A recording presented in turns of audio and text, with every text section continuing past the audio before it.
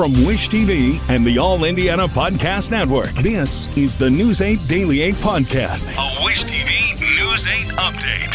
Hi, this is Hannah Mordo, and this is your News 8 Daily for Friday, January 30th. We have made it to the end of this very brutal weather week. It's still really cold outside, though. Bitter cold temps are going to continue into the weekend. 0 degrees right now. At least we're going to get up to about 17 today, so that's better than where we have been. Indiana State Police say drivers have crashed into troopers' cars 6 times in the past 5 days, and that's just in the Indianapolis district. News 8's Tim Spears reports it's not just the snow and ice creating the risk on the roads. An unnecessary danger from reckless drivers. Indiana State Police tell me thankfully none of those crashes became life-threatening, but there will be some troopers staying home for a bit, recovering from their injuries. We did have way too many people who made selfish, poor decisions behind the wheel of a car that put a lot of people in jeopardy this week. Wrecks, slide-offs, stranded drivers. State police fielding hundreds of calls around Indianapolis since the snow. Dozens upon dozens of incidents where troopers were physically getting a shovel out of their own car, digging these cars out, pushing them out of the snow so they could get on their way. 6 of those responses coming to their own crash ending, with drivers hitting troopers' cars. This one struck by a semi driving too fast for conditions. If it wasn't for the officer on scene, it could have hit the family needing help. We have to put ourselves and our vehicles in harm's way on a very regular basis. Drivers aren't surprised. There's a mix of people that are going probably 20 miles too fast and 20 miles too slow. There's a lot of people who are not veterans at this. Oh, I mean, they're driving like there's no ice on the ground. Look where police would have to pull off the road. INDOT has cleared the interstates, but snow is still covering some shoulders or leaving little room, like here on I-70. A lot of people wait until the last second to make a decision to move over. And although they may be able to safely do it, the cars behind them maybe didn't see that hazard. It's why police say the weather isn't the reason for a wreck. It's ignoring conditions that causes a crash. You know, it's heartbreaking that people make a poor decision to drive the way they do, and our troopers and other first responders who are already in harm's way are going to put in an even more dangerous situation because of decisions that drivers make. While interstates are clear now, state police tell me every morning troopers have seen refreezing on ramps, bridges, and overpasses. They want drivers ready for those hazards through the weekend. Reporting in Indianapolis, Tim Spears for Wish TV and WishTV.com. There is a big risk for frozen pipes right now. They can burst and cause costly water damage. News 8's Malia Van Ostrin talked to a plumber about what to do if a pipe freezes. Experts say close valves, open cabinet doors, and turn the heat on to keep it consistent, even if you aren't home. Chris Baker, a service technician with Hope Plumbing, Heating, and Cooling, says the biggest issue is insulation.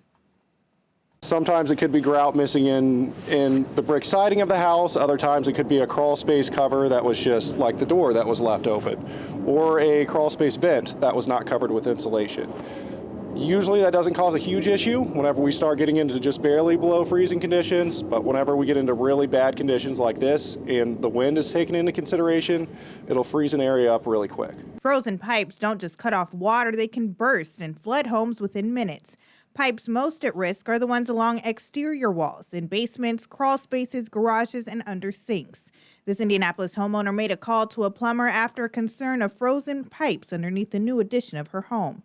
Came into the bathroom and tried to turn the sink on, and there was no water. So then I tried to turn the shower on, and there was no water, and tried to flush the toilet, and there was no water. So then we called Hope. Okay, let me hop on down and we'll take a look. All righty.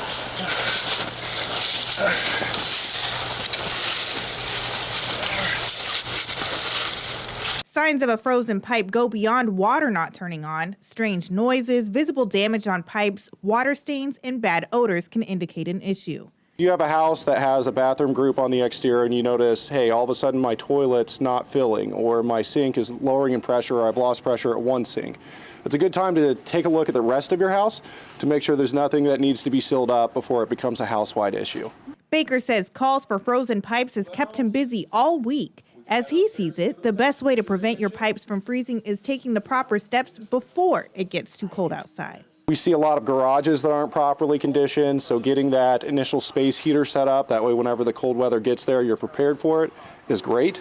And then past that, it's whenever the winter comes, just make sure you leave a faucet that's cracked and has a little bit of a drip to it. While it may be tempting to save money and unfreeze your pipes yourself, Baker says it's best to let a professional handle it. The most common thing we see is we'll have cabinets open whenever there's a freeze underneath the house, and there will just be like a small heater set in front of it. And it's a good thought to try to attack it that way, but it's just not enough to get the job done. In Indianapolis, I'm Aaliyah Van Ostriand for Wish TV and WishTV.com. Despite the improving road conditions, most counties in the state are still under travel advisories due to the cold and snow.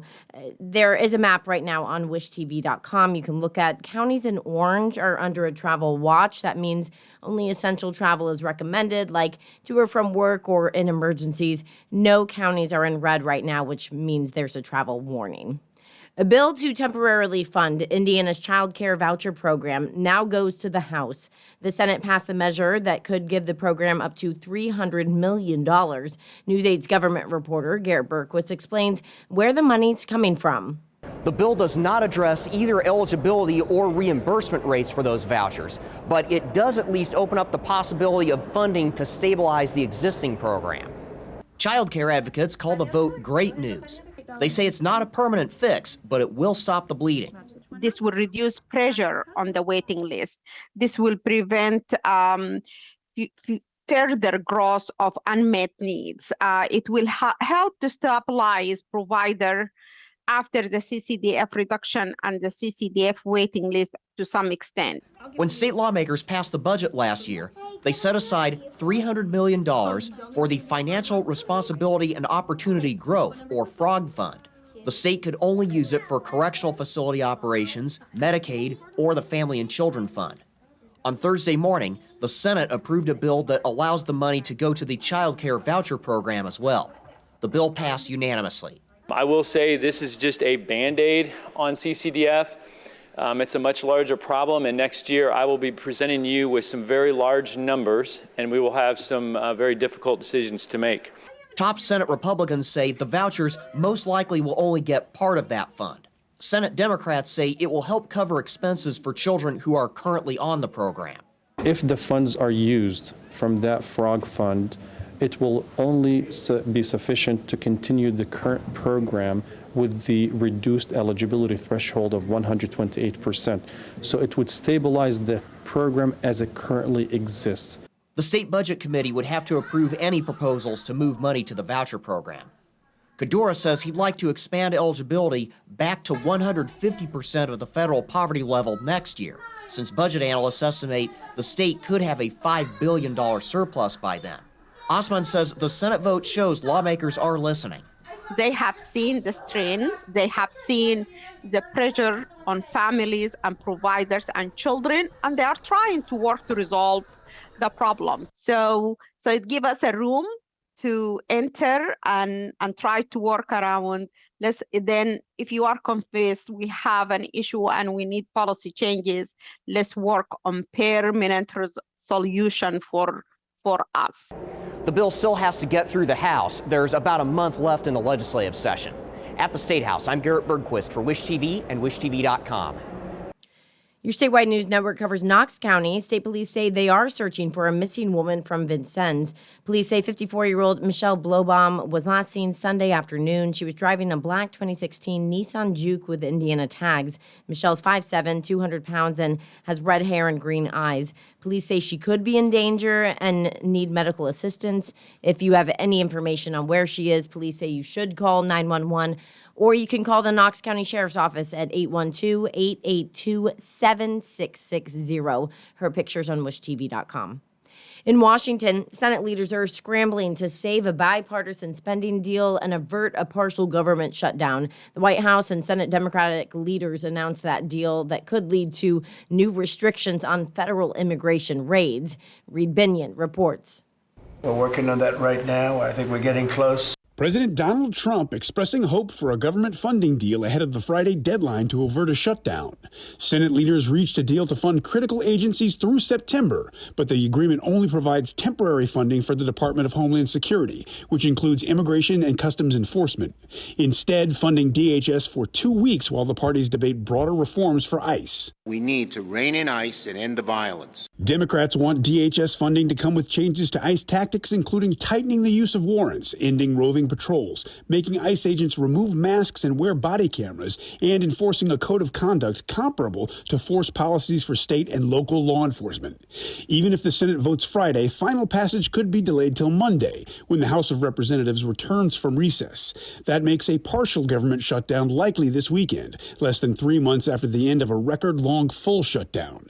Several agencies have already been fully funded for the rest of the year, so this shutdown would look different. For example, there wouldn't be a risk of tens of millions of people losing SNAP benefits, but it could have an impact on air travel, and federal workers could miss paychecks. Lawmakers on both sides of the aisle are hoping that won't happen. There's a lot of earnest work going on in a bipartisan way to try to avert a shutdown. I'm Reed Binion for Wish TV and WishTV.com. New on Daybreak, President Trump appears to be contradicting his own border czar on whether the Department of Homeland Security will pull federal immigration agents out of Minnesota.